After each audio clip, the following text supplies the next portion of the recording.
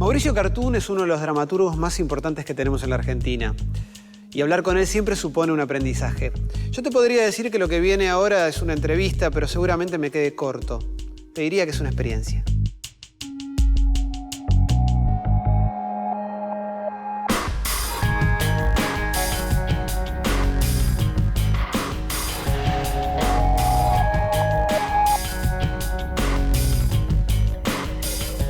Bueno, ante todo, muchas gracias por haber aceptado. Al contrario.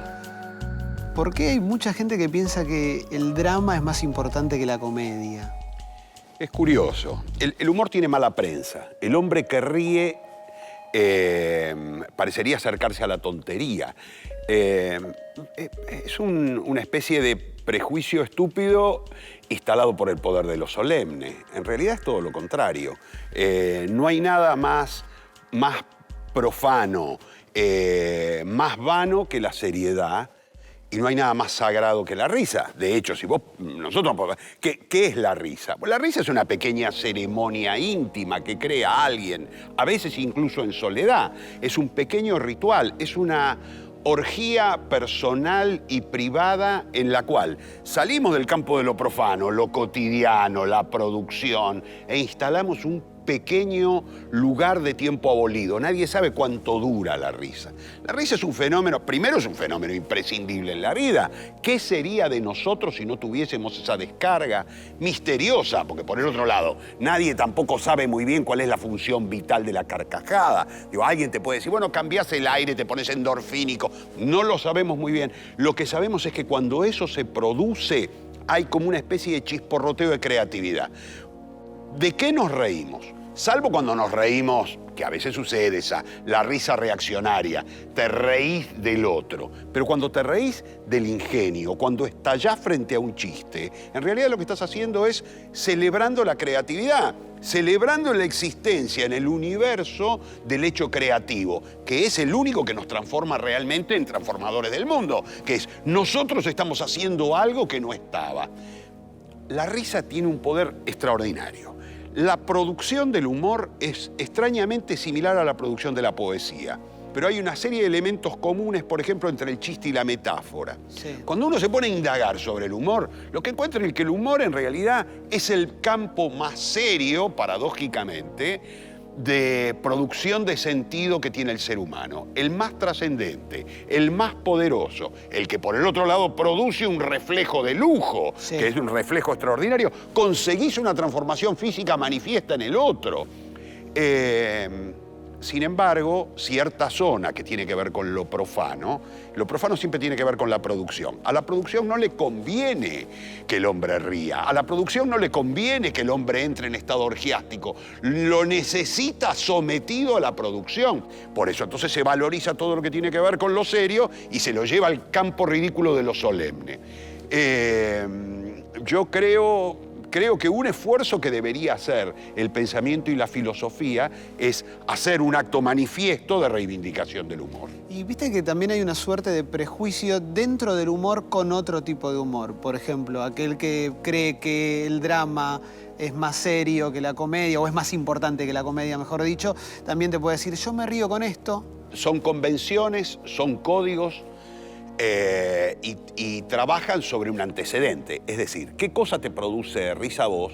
Siempre trabaja sobre un antecedente, que es cuál es tu contexto, cuál es el contexto dentro del cual vos disfrutás de esa risa. Mira, bueno, hace un rato hablábamos de la familia, y yo siempre recuerdo en casa, por ejemplo, desde que mis hijos eran muy chicos, disfrutábamos del humor del Gordo Casero. Para mí, Alfredo Casero es uno de los grandes, yo te diría, el equivalente en aquella época a lo que hoy para mí es Capusotto, que es San Capusotto. Me parece que es un creador de una dimensión extraordinaria. Y entonces, en la familia disfrutábamos mucho de ese humor. Yo recuerdo siempre que mis hijos me preguntaban, me decían, papá, nosotros vamos a la escuela y contamos que nos reímos de Casero y nos miran medio raros. Y no todos. Algunos dicen, es medio estúpido, mi papá no lo ve. Y entonces yo decía, hablábamos de esto, es que, bueno, nosotros lo disfrutamos, nosotros somos así. ¿Qué significa? Significa, tenemos un contexto en el cual hemos validado algunas formas de humor que disfrutamos. Y entonces nos reíamos porque en el viaje de egresado del colegio primario, al viaje en el cual iban a proyectar algunas cosas en el micro, mi hijo Julián se llevó los cassettes de cha-cha-cha, ¿no? Entonces se llevaba eso como para que los chicos lo vean. Él orgullosamente defendía ese humor. ¿Qué es eso? Es una convención interna. Yo aprendí a disfrutar del humor con mi viejo yendo a ver teatro de revistas, en la época en la que esa zona era compartible con la familia. Íbamos a ver minas en bolas y tipos que proferían un humor obsceno a la vista del común denominador de la gente, pero que en mi familia estaba validado. Los sábados íbamos, nos sentábamos ahí y disfrutábamos mucho de verlo.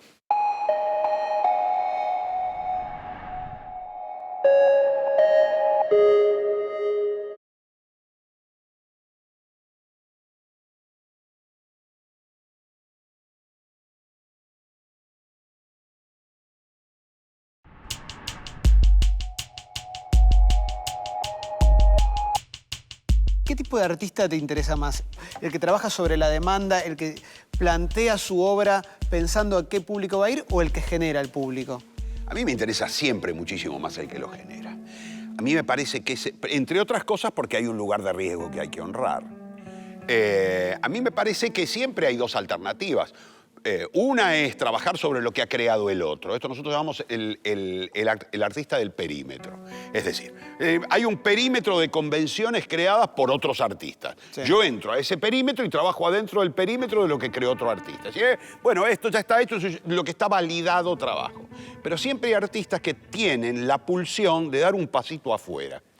Ese impertinente que dice, a mí no me alcanza con lo que hay en este perímetro, yo me paro 1 metro afuera de ese perímetro. Ese señor es el que experimenta. La palabra experimentar, literalmente lo que significa es salir del perímetro, estar ex perímetro.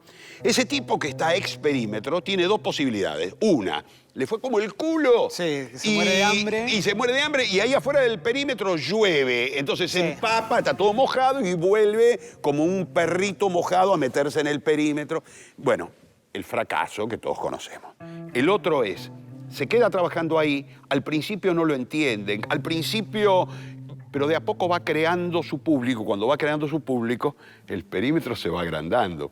Y llega un momento en el que el perímetro lo deja adentro. Ese tipo tiene una doble función extraordinaria. Por un lado fue un artista y por el otro lado le agrandó el perímetro a todos los que vienen y le agrandó el perímetro a los espectadores. Ya no soy capaz de disfrutar solamente este circulito, ahora soy capaz de disfrutar este otro. Ese tipo es invalorable. Digo, es una audacia que honra. ¿Por qué? Porque tiene riesgo, porque efectivamente el riesgo de cagarse mojando es extraordinariamente mayor que el que se queda metido en el circulito. Pero ese tipo tiene que ser muy tenaz también, porque probablemente la primera reacción sea, ¿qué está haciendo? Absolutamente. Eso es muy necesario. Estaba pensando también en hablamos de lo del humor, pensaba en la política también, ¿no? Que en el político es un valor la seriedad, ¿no? Y, sí. No sé, me vino a la cabeza la idea de un político que sea gracioso. Y no sé si sería aceptado, no sé qué pensás.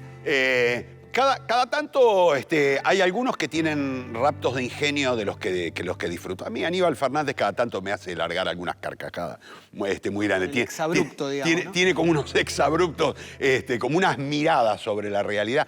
Por supuesto, lo que pasa es que no garpa no garpa el político cómico.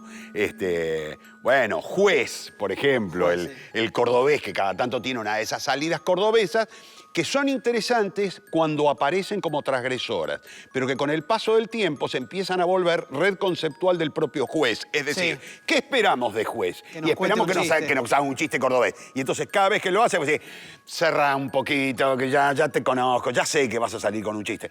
en realidad en ese momento el humor pierde esta función transgresora y se vuelve casi una especie de adorno. Cuando el humor es adorno, no sirve. La función del humor es desconcertar. Es decir, hay algo concertado y cuando está lo concertado aparece eso y rompió todo. Y yo no creí que iba a salir con esto. ¿De dónde salió eso?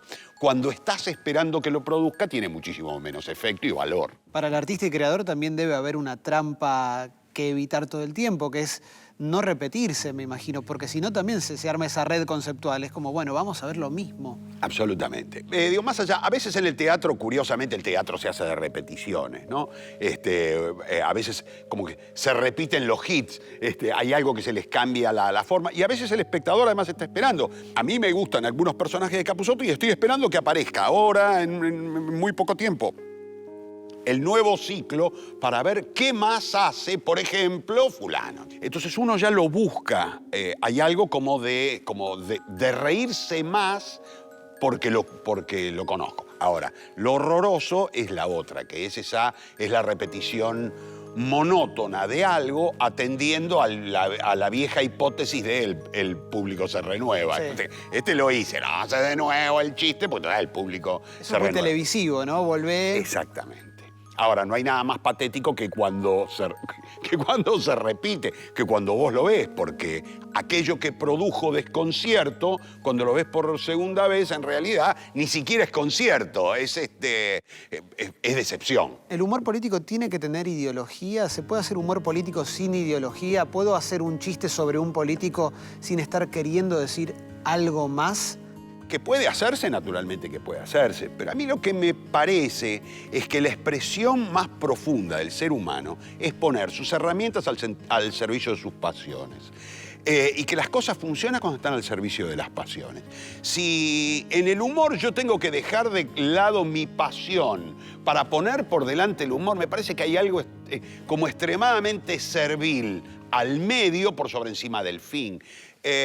Yo disfruto mucho más cuando el humor manifiesta lo profundo del artista, lo profundo del humorista, sea cual fuese, incluso cuando ese humor ataca mis propios valores, pero soy extremadamente más disfrutador de ese que de aquel otro que dice, yo le pego a todos, y no le pegás a todos, y le pegás a todos porque te garpan y porque se te agotan, entonces necesitas pegarle a todos. Pero eso no manifiesta tu pasión, eso en todo caso lo único que manifiesta es forma. Es como si yo manejo los mecanismos para hacer reír, entonces te hago reír con cualquier cosa. Sí, yo te veo como productor de forma, pero no veo tu profundidad. ¿Hasta cuándo se puede interpretar una obra? Pienso que a veces se sobreinterpreta, ¿no? Como acá Cartoon quiso decir esto. No, ¿para qué quiso decir esto? Me imagino 5 críticos pensando y debatiendo tu obra y vos quizás diciendo, yo quise decir otra cosa completamente diferente. Mira, las metáforas son multívocas, tienen tantos sentidos, tienen infinitos sentidos.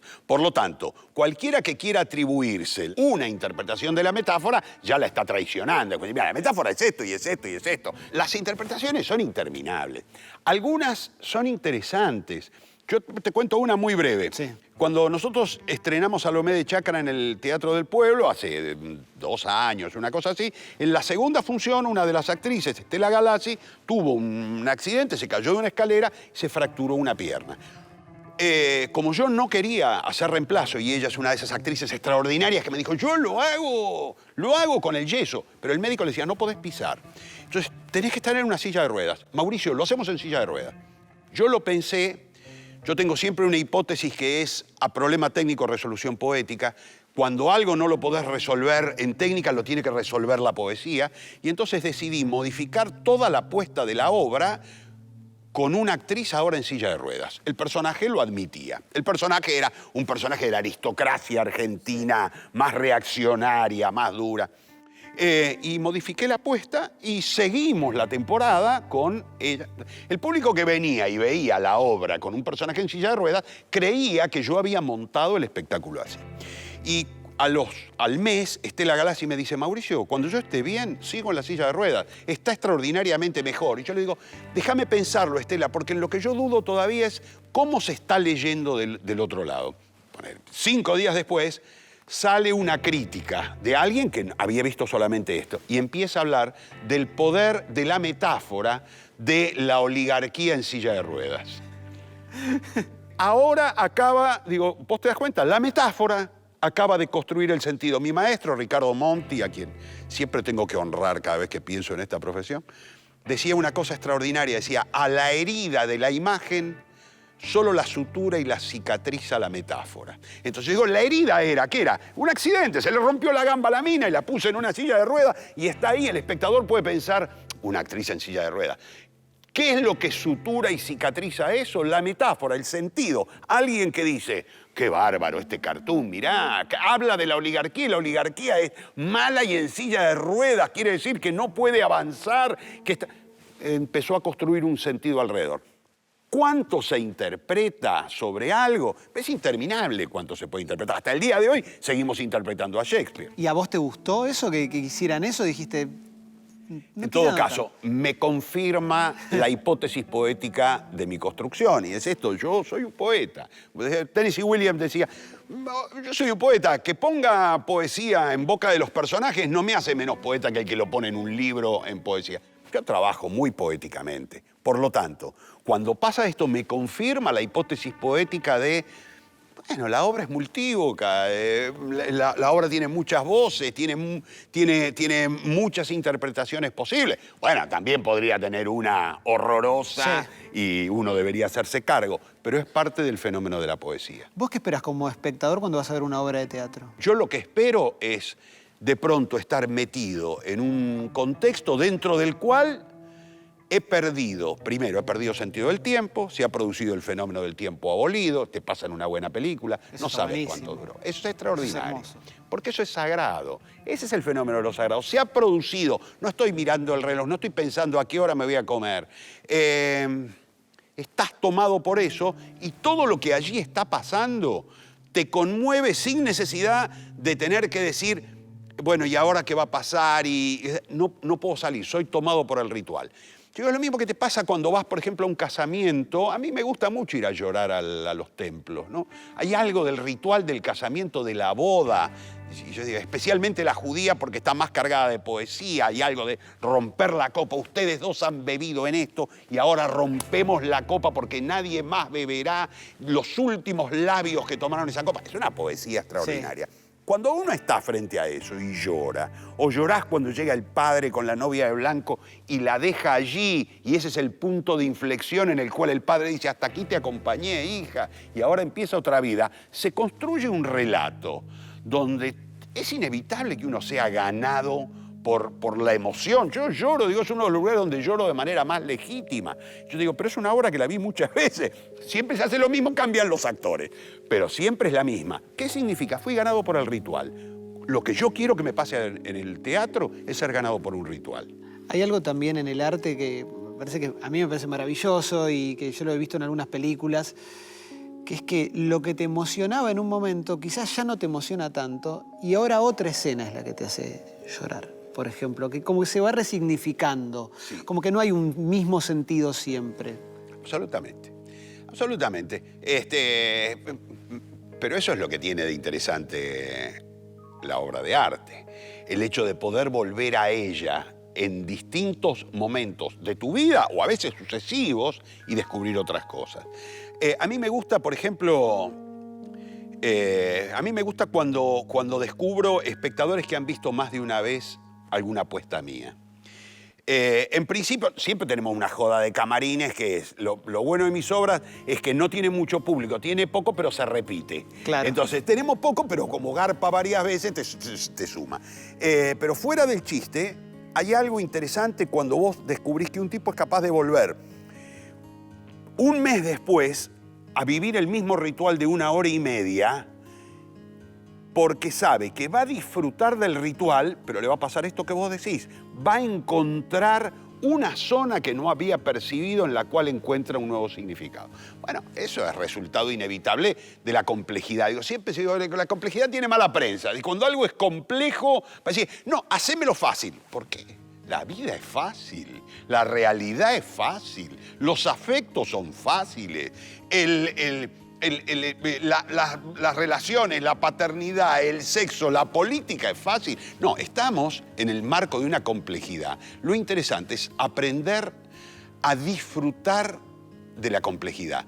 El hacémelo fácil, en realidad, lo único que hace es decir, este mundo no lo entiendo, necesito un interlocutor que me cree uno ideal al cual yo pueda comprender. Entonces yo digo, es muy interesante aceptar el fenómeno de la complejidad. Volver muchas veces a una película, volver muchas veces a una obra de teatro o a una novela tiene que ver con eso. Disfruto del ritual y me hago cargo que en la complejidad voy descubriendo otras cosas.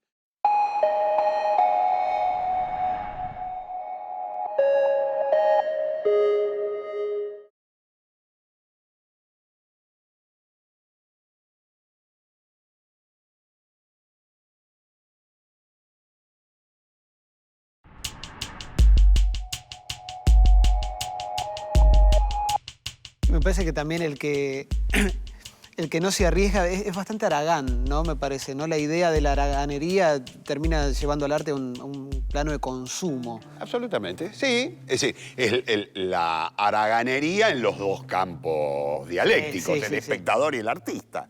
Está el artista haragán, que es decir, si yo hago esto y lo repito y lo repito y lo repito, y total, como la repetición garpa, como hay algo de cómo me divertí, y no crea nada nuevo, y también está el tipo que compra siempre lo mismo. Yo no voy a ver otras películas que no sean estas. En el circuito teatral pasa mucho con gente que no salta de un circuito a otro. Hay gente que es del teatro oficial y dice, no, el teatro oficial, porque son actores serios, porque la entrada es económica, porque dan clásicos. Pero mira que esto también lo podés ver en el teatro independiente. No. Mira que también lo podés ver en la escena comercial. No, no sale. O gente que va a ver teatro comercial y vos le decís ir al teatro oficial y dice, no, me aburro. Y en el teatro independiente, no, me clavo. El que tiene la posibilidad, el que fue a la escuela, fue a la universidad y tiene todos los medios para formarse y te dice, no, yo teatro no. También convengamos en esto, Clemente. Fíjate, si vos no tenés desde cierta edad el hábito del teatro, no aprendés a disfrutarlo. Yo te hago una comparación que por ahí puede ser gráfica. Cuando nació el cine, el gran despelote que tenía es que la gente lo disfrutaba solamente como teatro filmado. Es decir, claro, un plano, vamos a eso, vemos. Ah, bueno, mira qué bueno, lo puedo ver en un lugar donde no llegan los actores. El cine empieza a trabajar por corte. Cuando empieza a trabajar por corte, el espectador no lo entiende. Las primeras ediciones de cine, el espectador decía, ¿por qué ahora veo por la ventana y si antes estaban adentro? ¿Qué quiere decir? ¿Que ahora salieron? Porque no entendía si la cámara señalaba la presencia del personaje o si la cámara podía estar mirando de otro lado. Con el tiempo, el cine desarrolla su propio lenguaje por corte. Las nuevas generaciones incorporan el lenguaje por corte como una especie de gramática. Ya desde chico empezás a ver, 1 año, 2 años, empezás a ver tele, incorporás el lenguaje por corte. Pero no incorporan el lenguaje de un solo plano, que es el del teatro. Si no lo incorporás a cierta edad, es muy probable que no le pongas siquiera la paciencia para empezar a disfrutarlo. El teatro es un lenguaje que hay que disfrutarlo, te lo disfrutan las neuronas. Ellas son las que de alguna manera decodifican eso. Ellas son las que aceptan que un tipo sale por un recuadrito dibujado y eso es una puerta. Si yo no acepto eso, digo, qué giles, ni puerta te ponen, y salen por un arquito dibujado. Si yo acepto la propuesta poética, pues también disfruto de hacer ese acto de imaginación. Entonces yo nunca impugno esto de el que no puede disfrutar teatro, cuando descubro a veces que son capaces de disfrutar, por ejemplo, muchísimo el cine. A veces tiene que ver simplemente con eso. No han incorporado el lenguaje y tal vez no lo incorporé nunca. ¿Te interesan los fenómenos populares?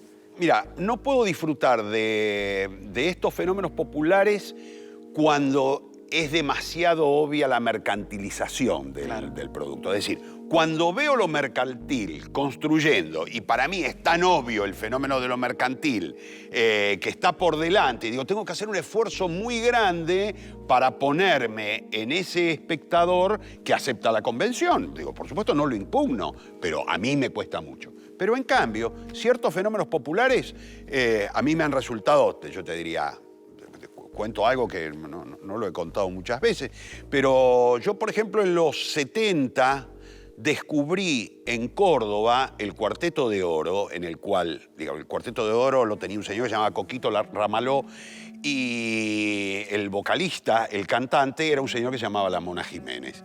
Y a mí me apasionó tanto la música de cuarteto, me pareció que tenía tanto poder, me pareció que esa síntesis entre el pasodoble y la música centroamericana era una especie de mezcla cultural tan poderosa que empecé a escucharlo y empecé a tratar de conseguir vinilos del Cuarteto de Oro, que después se transformó en La Mona Jiménez como solista. Como no los conseguía, me iba a revisar las bateas de unas casas de discos de la estación Retiro y compré y tengo buena parte de la discografía de La Mona Jiménez en su inicio y tengo los vinilos.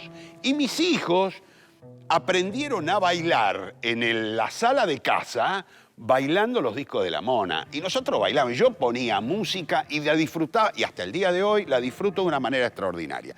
Cuando La Mona llegó a Buenos Aires, empezó a volver un fenómeno más mercantil, inmediatamente empecé a ver como esa otra construcción afuera y me quedó como un grato recuerdo de los 70. Claro, claro. Sin embargo, aún con esta mercantilización, si vas a un show de La Mona, la palabra ritual es la que va. Absolutamente.